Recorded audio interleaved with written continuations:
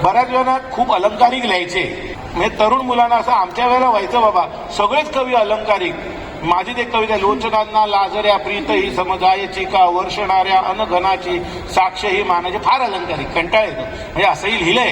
पण कॉलेजमध्ये गेल्यानंतर प्रत्येक मुलाला असं प्रेम व्यक्त नाही करता येत ना बिचाऱ्यांना. मग त्या लोकांनी प्रेम करू नये का असं वाटलं मला एकदा. मग त्यांच्यासाठी एक कविता लिहिली. त्यामुळे यातले शब्द बोथड आहेत, इथले शब्द सगळे बोथड आहेत.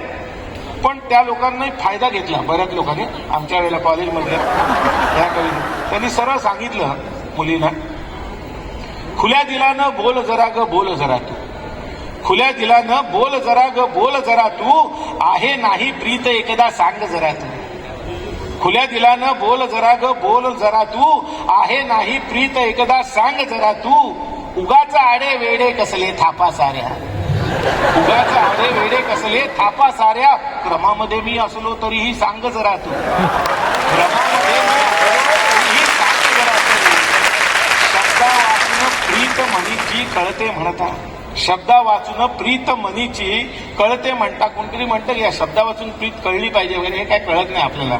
शब्दा वाचून प्रीत मनीची कळते म्हणता, पण मला इशारे स्पष्ट करून सांग जरा तू, पण मला इशारे स्पष्ट करून सांग जरा तू, चंद्र एकटा किती जणांनी वाटून घ्यावा. सगळ्यांच्याच कवितेत येतो, चंद्र एकटा किती जणांनी वाटून घ्यावा, पण तोच तुला जर हवा तरीही सांग जरा तू, पण तोच तुला जर हवा तरीही सांग जरा तू, गुलाब देती सारे म्हणून दिला ग चाफा, माझं काहीतरी वेगळे, पण गुलाब देती सारे म्हणून दिला ग चाफा, काट्यांचा तो गुच्छ हवा तरी सांग जरा तू, काट्यांचा तो गुच्छ हवा तरी सांग जरा तू, माझ्याहूनही कुणी देखणा मिळेल तुझला, माझ्याहूनही कुणी देखणा मिळेल तुझला, पण आवडलो जर मीच तुला तर सांग जरा तू,